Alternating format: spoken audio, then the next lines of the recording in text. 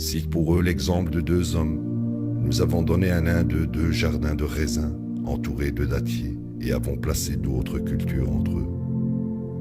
Les 2 jardins produisaient leur récolte à temps et généreusement, car nous avions fait qu'une rivière les traverse.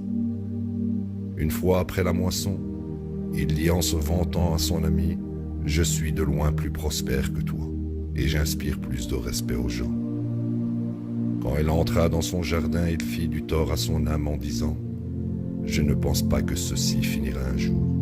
De plus, je pense qu'on y est. Je ne pense pas que l'heure de l'au-delà adviendra un jour.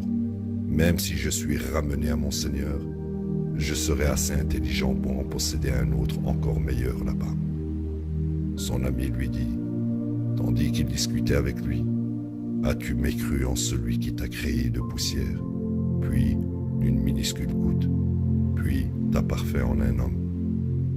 Quant à moi, Dieu est mon Seigneur, et je n'érigerai jamais un autre Dieu en plus de mon Seigneur.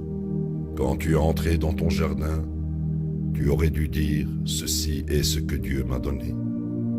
Nul n'a de pouvoir excepté Dieu. Tu pourrais voir que je possède moins d'argent et moins d'enfants que toi. Mon Seigneur pourrait m'accorder mieux que ton jardin. Il pourrait envoyer du ciel un orage violent qui anéantit ton jardin, le laissant complètement désolé. Ou son eau pourrait couler plus profondément hors de ton atteinte. En effet, ses récoltes furent anéanties, et il finit affligé, se lamentant de ce qu'il avait dépensé pour elle, en vain, tandis que sa propriété gisait ravagée. Il dit finalement, « Si seulement je n'avais jamais érigé ma propriété comme Dieu à côté de mon Seigneur. » Aucune force sur terre n'aurait pu l'aider contre Dieu, et il n'était pas possible pour lui de recevoir la moindre aide.